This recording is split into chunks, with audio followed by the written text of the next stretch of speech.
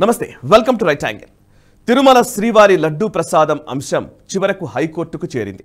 లడ్డూ ప్రసాదం తయారీలో అవకతవకల వివాదం ఏపీ రాజకీయాల్లో అధికార ప్రతిపక్షాల మధ్య వివాదానికి కారణమవుతోంది. పవిత్రత, విశ్వాసాలు, మనోభావాల తాలూకు చర్చ రాజకీయ వస్తువుగా మారడమే విషాదం. చివరకు కమ్యూనిస్టులు కూడా మధ్యలో దూరి సుప్రీంకోర్టు జోక్యం చేసుకోవాలని కోరడం కూడా జరిగిపోయింది. చివరకు సనాతన ధర్మంపై నిత్యం అక్కసు వెళ్లగక్కే నటుడు ప్రకాష్ రాజ్ కూడా లడ్డూ తయారీలో జరిగిన అక్రమాలపై విచారణను కోరుతున్నారు. రాజకీయ ప్రత్యర్థులపైకి ఆరోపణ సంధిస్తున్నప్పుడు అది ఏ మలుపులు తీసుకుంటుంది, ఏ పర్యవసానాలకు కారణమవుతుందనే విచక్షణ లేకపోవడమే ప్రస్తుత వివాదానికి కారణమని చెప్పాలి. తిరుమల శ్రీవారి లడ్డూ ప్రసాదంలో వాడే ద్రవ్యాల నిఖార్సుదనం గురించిన చర్చ కేవలం రాజకీయ ఆవరణకే పరిమితం కావడం సరికాదు. మొన్నటి ఆగస్టు 2వ తేదీకి లడ్డూ ప్రసాద పంపిణీ 309 సంవత్సరాలు పూర్తి చేసుకుంది. 2014లో భౌగోళిక గుర్తింపు జియోగ్రఫికల్ ఇండికేషన్ లభించింది. పేటెంట్, ట్రేడ్మార్క్ అన్నీ వచ్చాయి. ఇంత ఘనమైన గుర్తింపులు, చరిత్ర గురించి చెప్పి చివరకు లడ్డూ తయారీలో చేప నూనె వాడకం గురించి మాట్లాడుకోవడమే విషాదం. దశాబ్దాలుగా తిరుమలలో ప్రసాద వితరణ జరుగుతోంది. లడ్డూ తయారీ బాగోగుల గురించి, అందులో వాడే సుగంధ ద్రవ్యాల నాణ్యత, ప్రమాణాల గురించి ప్రభుత్వాలు ఏనాడు పర్యవేక్షణ అవసరమని భావించలేదు. తిరుమల తిరుపతి దేవస్థానం బోర్డు ఒక ఈవోని నియమించడం, రాజకీయ నిరుద్యోగులను సంతృప్తి పరిచేందుకు బోర్డును ఏర్పాటు చేయడం మినహా అంతకు మించి శ్రద్ధ చూపింది లేదు. లడ్డూ తయారీలో వాడే ప్రధాన ద్రవ్యమైన ఆవు నెయ్యి లభ్యత, సాధ్యాసాధ్యాలను పట్టించుకున్న పాపాన పోలేదు. శ్రీవారిపై అపారమైన భక్తి విశ్వాసాలు కలిగి నిజాయితీగా పనిచేసిన కొందరు అధికారుల చొరవతోనే తిరుమల పవిత్రత ఇంతకాలం కాపాడబడుతూ వచ్చింది. అంతేగాని రాజకీయ నాయకుల పాత్ర ఇందులో పెద్దగా కనిపించదు. చిట్ట చివరకు లడ్డూ ప్రసాద నాణ్యత, ప్రమాణాలను పరీక్షించే ఒక ల్యాబ్ నివేదిక అందిస్తే తప్ప వాస్తవం తెలిసి రాలేదు. లడ్డూ తయారీకి సంబంధించిన నివేదిక వెల్లడించిన నిజానిజాలు, శాస్త్రీయత తాలూకు ప్రామాణికత పక్కన పెడితే ఇప్పటికైనా తిరుమల శ్రీవారి ప్రసాదం గురించి చర్చ ఇంత విస్తృత స్థాయిలో జరగడం ఆహ్వానించదగిన పరిణామం. అయితే లడ్డూ తయారీలో వాడే ద్రవ్యాల నాణ్యతపై మాత్రమే శ్రీవారి పవిత్రత ఆధారపడి ఉన్నట్టు జరుగుతున్న చర్చ సరైందేనా? కొంతమంది కుత్సితంతో చేసిన నీచమైన పని వల్ల మొత్తం భక్తుల విశ్వాసాలే దెబ్బతింటున్నాయా? మన విశ్వాసాల స్థాయి గురించిన చర్చ ఇంత అల్పస్థాయిలో చేయడం వల్ల ఎవరి చేతికి ఆయుధం ఇచ్చిన వాళ్ళమవుతాం? ఈ ప్రశ్నలు కూడా వేసుకుంటే ఈ చర్చకు సార్థకత చేకూరుతుంది. ఆంధ్రప్రదేశ్ ఆవిర్భావం నుంచి ఆలయ వివాదాలే రాజకీయాలకు ఆదెరువయ్యాయి.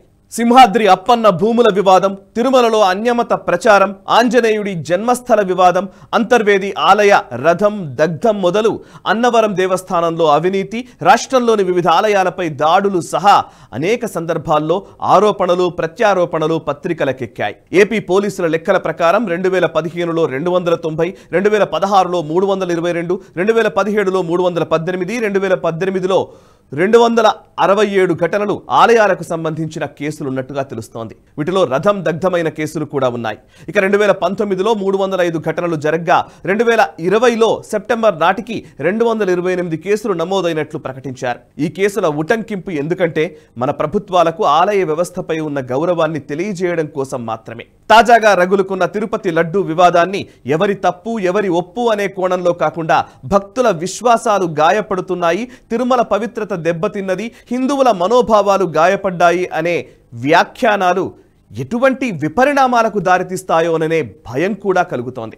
తిరుమల కొండపైనే నిలబడి వీళ్ళు సైతాన్ను పూజిస్తున్నారు అని ఒక మతోన్మాది చేసిన వ్యాఖ్యలు మనకు గుర్తున్నాయి. కనకదుర్గమ్మను భూతమని నమ్మించే ప్రయత్నం చేసిన ఒక పాస్టరు వ్యాఖ్యలు మనం ఇంకా మర్చిపోలేదు. ఇలా హిందూ దేవీ దేవతల పవిత్రతను తగ్గించడానికి వేలాది మంది ప్రయత్నాలు చేస్తుంటే మనం ఇప్పుడు చేస్తున్న లడ్డూ ప్రచారం వారికి ఆయుధంగా మారే ప్రమాదం కూడా లేకపోలేదు. తిరుమల లడ్డూ ప్రసాదం మాత్రమే ఆలయ పవిత్రతకు పరమం కాదు. లడ్డూ తయారీలో వాడే ద్రవ్యాల్లో కల్తీ చేసిన వారిని కఠినంగా శిక్షించాలి.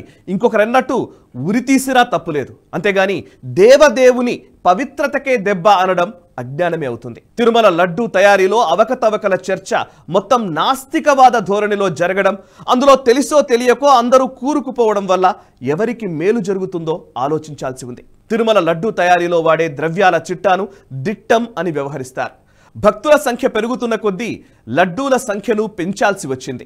దీంతో తిరుమల చరిత్రలో మొత్తం 6 సార్లు ద్రవ్యాల దిట్టంలో మార్పులు చేయాల్సి వచ్చింది. 70వ దశకం తర్వాత వేలల్లో వస్తున్న భక్తుల సంఖ్య ఇప్పుడు లక్షలకు చేరింది. లడ్డూ తయారీ పోటుపై ఒత్తిడి పెరిగింది. ద్రవ్యాల నాణ్యతతో సంబంధం లేకుండా లక్ష్యాలకు అనుగుణంగా మాత్రమే లడ్డూలను భక్తులకు అందించడం పరమావధిగా మారింది. తిరుమల తిరుపతి దేవస్థానం గాని, దేవాదాయ శాఖ నియమించిన ఈవో అధీనంలోని వ్యవస్థ గాని లడ్డూ నాణ్యతపై పెట్టాల్సినంత శ్రద్ధ పెట్టలేదనే విమర్శ కూడా ఉంది. లడ్డూల తయారీ పరిమాణం పెరుగుతున్న కొద్దీ పోటు కార్మికుల సంఖ్య పెరిగింది. పోటు కార్మికుల నియామకంలో పాటించాల్సిన నిబంధనలు కూడా ఎంత మేర పాటించారో అధికారులకే తెలియని స్థితి ఏర్పడింది. రోజువారీ 8 లక్షల లడ్డూలు తయారు చేయాలనే యాంత్రిక లక్ష్యాన్ని మాత్రమే పాటిస్తూ వచ్చారు. ఈ మొత్తం క్రమంలో లక్షల లడ్డూల తయారీకి అవసరమైన ద్రవ్యాల నాణ్యతను గాలికొదిలేశారు. భక్తుల కానుకల రూపంలో ఏటా 1100 కోట్ల ఆదాయం వస్తున్నప్పుడు శ్రీవారి పవిత్రతకు భంగం కలగకుండా ప్రసాదం తయారీలో జాగ్రత్తలు పాటించడానికి అవసరమైన వ్యవస్థను ఏర్పాటు చేయడంలో టీటీడీ సహా దాన్ని పర్యవేక్షిస్తున్న ప్రభుత్వాలు విఫలమవుతూనే ఉన్నాయి. గోశాలల నిర్వహణను తూతూ మంత్రంగా చేశాయి. ఆలయ భూముల్లో శ్రీవారి నైవేద్యానికి అవసరమైన పదార్థాల తయారీకి వాడే పంటలు పండించడంపై శ్రద్ధ వహించలేదని చెప్పాలి. లడ్డూ తయారీలో వాడే ద్రవ్యాలను పరీక్షించేందుకు అవసరమైన ల్యాబ్ను ఏర్పాటు చేయడానికి కేవలం 75 లక్షల వ్యయం మాత్రమే అవుతుందనే వాదన ఈ సందర్భంగా ఇప్పుడు తెరపైకొచ్చింది. ల్యాబ్ ఏర్పాటు అవసరమైందే, కానీ అదే సమయంలో శ్రీవారికి సంబంధించిన వ్యవసాయ క్షేత్రాల్లో గో ఆధారిత వ్యవసాయం చేయాలనే ప్రత్యామ్నాయ ఆలోచనను కూడా ప్రభుత్వాలు చేయలేదు. వీటన్నిటితో పాటు రోజురోజుకు భక్తుల సంఖ్య పెరుగుతూ పోతే రాబోయే రోజుల్లో లడ్డూల తయారీలో వినియోగించే దిట్టం చిట్టాను నాణ్యంగా ఉంచగలమా అనేది కూడా ఆలోచించాలి. తిరుమల తిరుపతి దేవస్థానం ఇప్పటికైనా ఒక సమాలోచన చేయాలి. దేశవ్యాప్తంగా ఉన్న భక్తుల సహాయ సహకారాలు తీసుకునేలా ఒక ప్రణాళిక రచించాలి. దేవదేవుణ్ణి అపారమైన భక్తితో కొలిచే భక్తజనం తమ శక్తి మేరకు గో ఆధారిత సేద్యానికి సాయం చేసేలా సూచనలు చేయాలి. శ్రీవారి లడ్డూ తయారీ గురించి ప్రస్తుతం జరుగుతున్న చర్చ లడ్డూలోనే శ్రీవారి పవిత్రత దాగి ఉంది అనే తీరులో సాగుతోంది.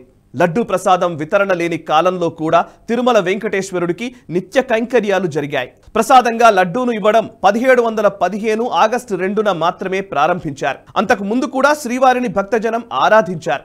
అందుకే ఇప్పటికైనా ప్రభుత్వాలు లడ్డూ చర్చకే పరిమితం కాకుండా నాణ్యతను, పవిత్రతను కాపాడే రీతిలో చర్యలు తీసుకోవడం మేలు. అప్పుడు మాత్రమే భక్తాదులకు ఉపశమనం దొరుకుతుంది.